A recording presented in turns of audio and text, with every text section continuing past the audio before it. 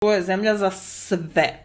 Da počnemo od pasoša. Vanbračna zajednica u Emiratima nije regulisana kao bračna zajednica. Ne treba paničiti ukoliko vam kažu treba mi na arapski. Bilo da ste posao pronašli dok ste još izvan Emirata ili ste rešili da u potragu za zaposlenjem krenete tako što ćete ovamo prvo stići kao gost. Dobro je znati koja dokumenta treba da spakujete i ponesete sa sobom. O papirologiji, prevodu, overama, taksama i svemu što uz to ide u ovoj epizodi govorimo ponovo i isključivo iz našeg ugla.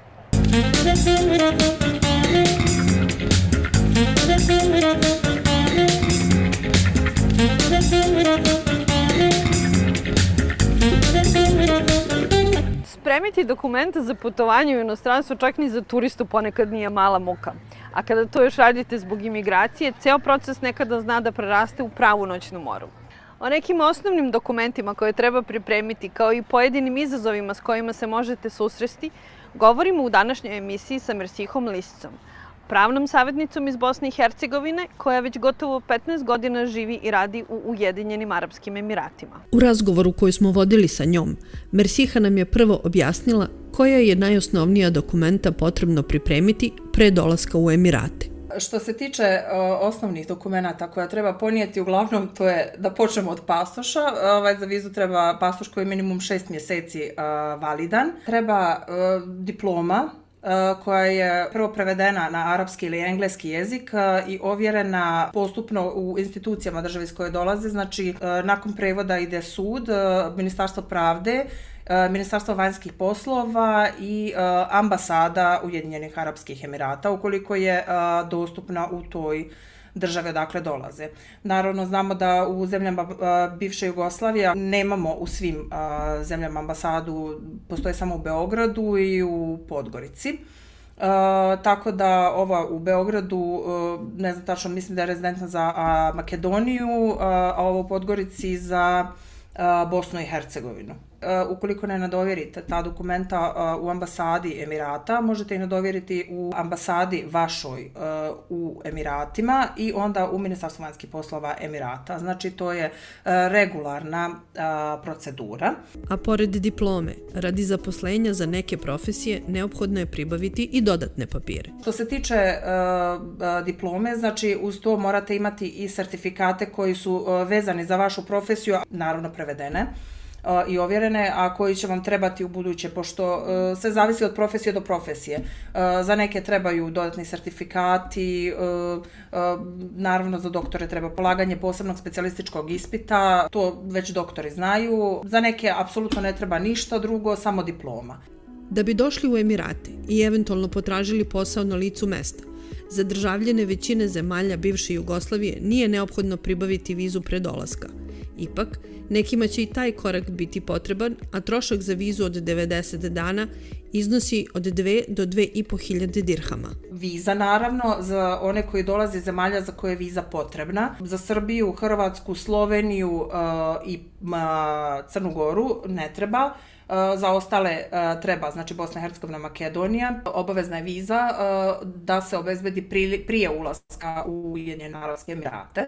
Za ostale se dobija na ulasku u aerodrom u Ujedinjenim Arapskim Emiratima. U svakom slučaju, Mersiha preporučuje da se, ukoliko je to moguće, o poslu s budućim poslodavcem sve dogovori pre dolaska u ovu zemlju. Mi inače, kada savjetujemo nekog, preferiramo, ukoliko je moguće, ukoliko ljudi dobiju posao u Emiratima, da traže od kompanije da im oni pripreme entry permit, znači vizu sa kojom će ući u Emirate, što u stvari obezbeđuje zakonsku osnovu da tražite svoja radna prava kasnije. Ukoliko vi nemate tu vizu, ulazite sa visit vizom ili tražite vi posao, znači kompanija vam pravi visit vizu, ulazite sa tom visit vizom ili vi sami sebi radite visit vizu na osnovu koje vi boravite u Emiratima i tražite posao. Ono na što naša pravna savjetnica ukazuje jeste da s turističkom vizom nikako ne treba ulaziti u radni odnos. Nemojte ni slučajno raditi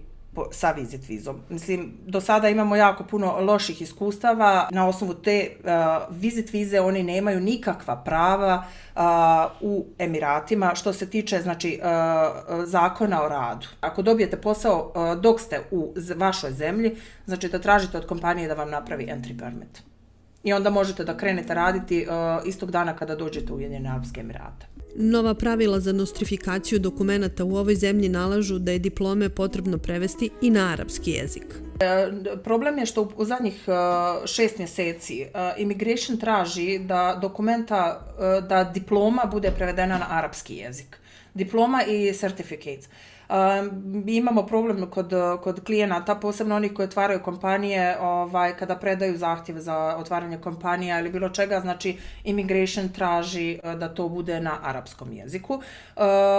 Mislim, vi ako ne uradite, to vam je ono da smanjite sebi trošak, prevedite na arapski jezik, da budete sigurni da će vam biti prihvaćena. Engleski može i ne mora da bude prihvaćeno, znači, ali možete prevesti u Emiratima, znači kod ovlaštenog sudskog tumača za arapski i engleski i to košta otprilike neke 2 strane, zato što ovjeravaju prevode i pečate, znači košta vas nekih 100 do 120 dirhema otprilike. Ipak, ukoliko ste svoju diplomu preveli samo na engleski jezik i krenuli put Emirata, a ovdje vam zatraže i arapsku verziju dokumenata, Mersiha nudi rešenje. Ne treba paničiti, ukoliko vam kažu treba mi na arapski, ne morate ići sa novom procedurom kroz prevod pa pečate, nego se samo prevede prevod kod ovlaštenog sudskog tumača.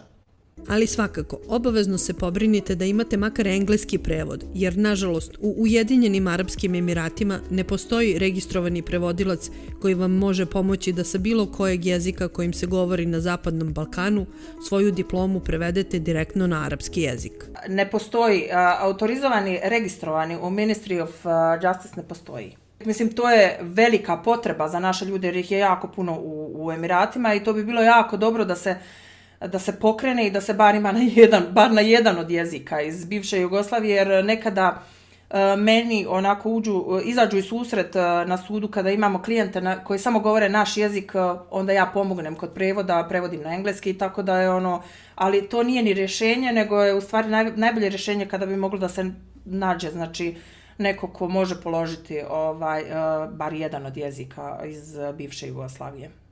Tako da Mersiha zdušno ukazuje na ovu poslovnu mogućnost i sugeriše onima koji su kvalifikovani da razmišljaju o otvaranju kancelarije sudskog tumača koji bi u Emiratima mogao da pruža usluge prevođenja. Ja inače savjetujem sve one koji govore i koji su završili fakultet arapskog jezika, da je to onako šansa za njih. U toku overe i nadovere dokumenata, pravna savjetnica također skreće pažnju i na potencijalni problem koji može zadesiti državljane Republike Hrvatske. Najveći problem kod nadovjere dokumenata jeste kod državljana Hrvatske, zato što Ministarstvo vanjskih poslova nema podatak, u stvari oni bi trebali da imaju podatak, pogotovo taj centar za nadovjeru pečata, nema informaciju da je ambasada Hrvatske u Kairu nadležna za državljane Hrvatske u Ujedinjenim Arapskim Emiratima i taj pečat teško prihvataju. Baš smo imali primjer djevojke prije nekoliko dana, eto, jučer je uspjela ovjeriti dokumenta u ministarstvu,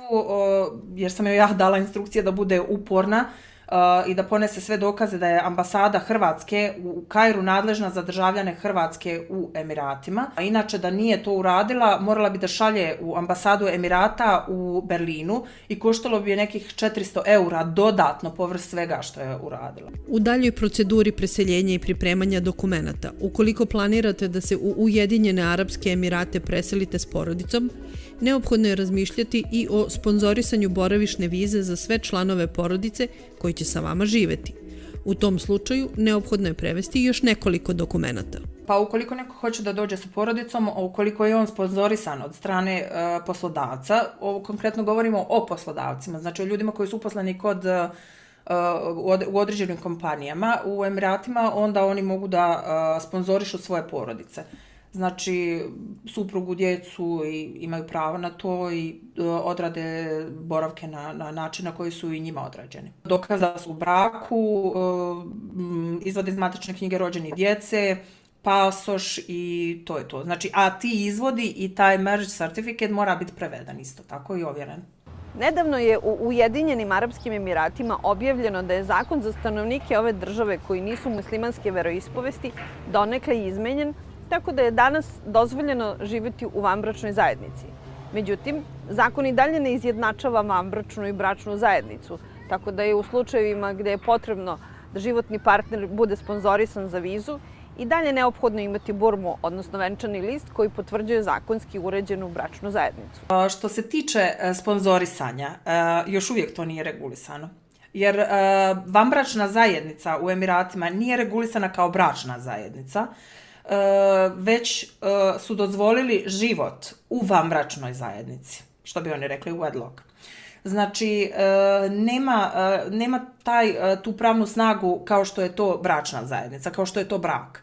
Tako da sponzorstva na tom nivou još uvijek nema. Ugovor za posao potpisat ćete kada stignete u zemlju, odnosno pre nego što počnete da radite. Ali ćete prethodno svakako dobiti ponudu za posao koja sadrži sve značajne stavke iz ugovora. Mersiha podsjeća da dobro pazite šta prihvatate i šta potpisujete. Što se tiče ponuda, znači treba obratiti pažnju na to šta vam traže u ponudi, provjeriti poslodavca, odnosno kompaniju koja vam nudi posao. Mersiha je također veoma aktivna članica na društvenim mrežama, u grupama koje okupljaju XU zajednicu koja se obrala u arapskom svetu, te vrlo često svojim savjetima pomaže pojedincima koji se ovdje nađu u pravnim nedoumicama. Imate mogućnosti po social medijima da se raspitate po grupama na Facebooku, naši ljudi su vrlo susretljivi i pomažu.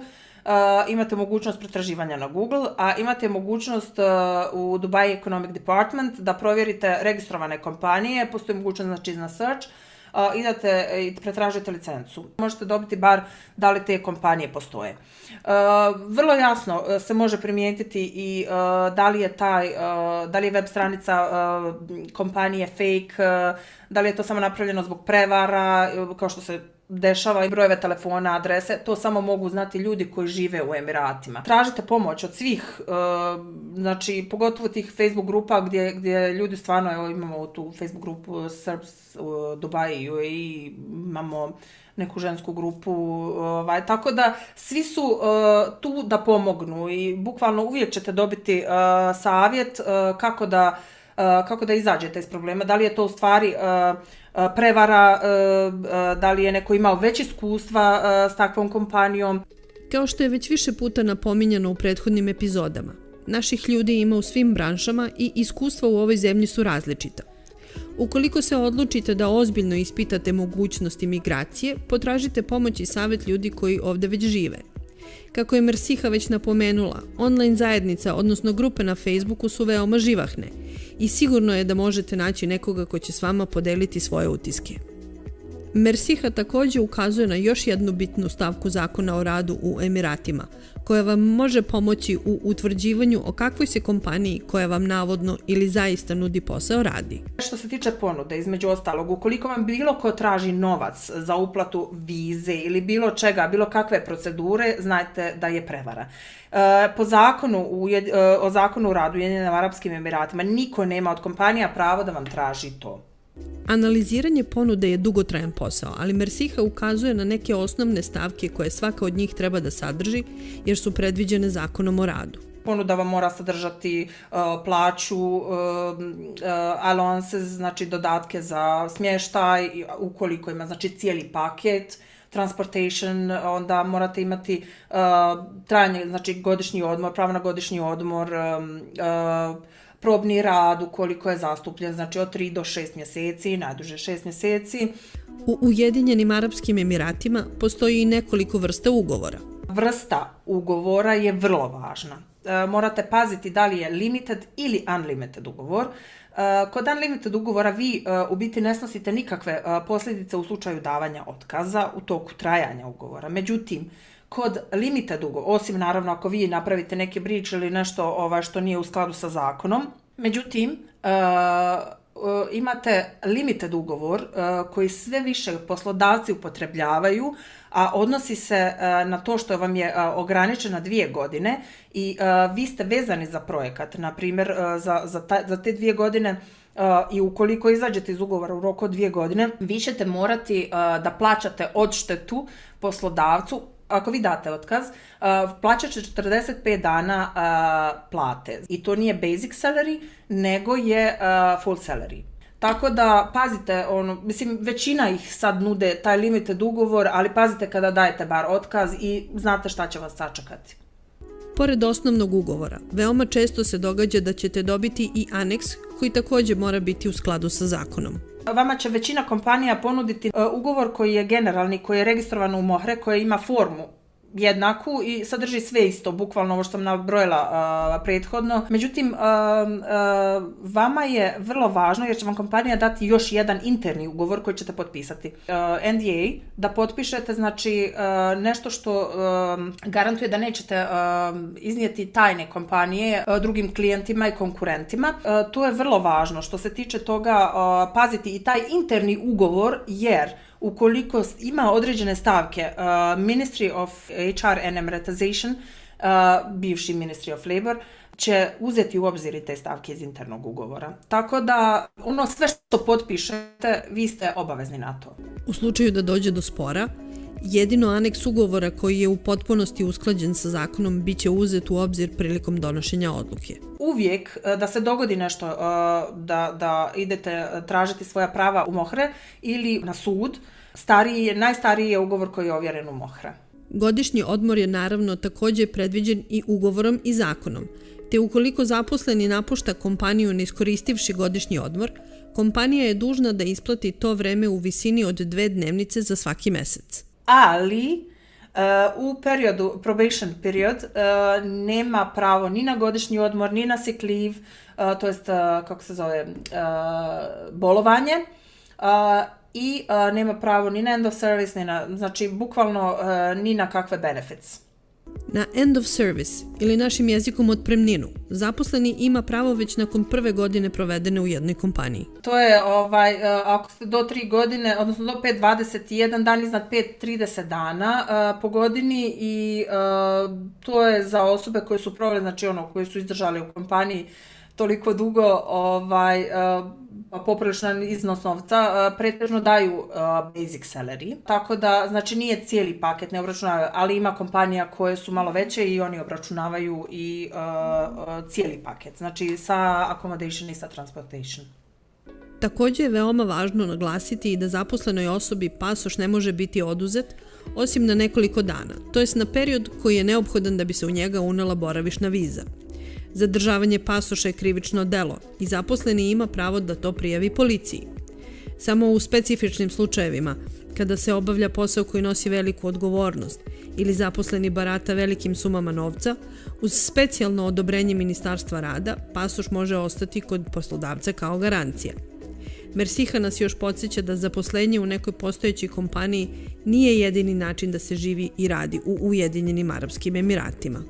Preko svoje kompanije European Elite Business Hub upravo pomaže u pravnim poslovima preduzetnicima iz Balkanskog regiona koji svoje poslovanje žele da uspostave na Bliskom istoku. I što je vrlo interesantno, u 2020. godini bilo je jako puno ljudi koji su otvorili kompanije i uspjeli su. Bar ove sa kojima sam ja u kontaktu, ljudi rade, snalaze se, mislim, ja sam iskreno zadivljena. Posebno naši ljudi, vrlo vrijedni ljudi. I u domenu preduzetništva mogućnosti su razne. Online prodaja, ima import, ima, import hrane, onda imaju razne consultancies, znači od onog što je vezano za njihove profesije. Dakle, ukoliko ste odlučili da se poslovno okušate u Emiratima, izbor je veliki. Razmislite dobro i krenite u osvajanje ovog dela sveta. Sad kad ste spremili sve neophodne papire i pasoš je spreman za novu boravišnu vizu, vreme je da razmišljate o troškovima života kako biste znali koja visina plate je neophodna da biste u Emiratima mogli pristojno ili udobno da živite. Kao i u ranijim epizodama, ponovo napominjemo da je životni standard individualna stvar, ali neke osnovne namirnice i druge životne troškove ipak nije nemoguće odrediti. U narednoj epizodi vam dakle govorimo o cenama i troškovima u različitim gradovima u Ujedinjenim Arapskim Emiratima. Ukoliko vam se današnja epizoda dopala, podsjećamo vas da lajkujete video. Kliknete na subscribe ako već niste, a ove naše priče podelite sa svojim prijateljima. Do naredne epizode, čitajte nas na našem portalu.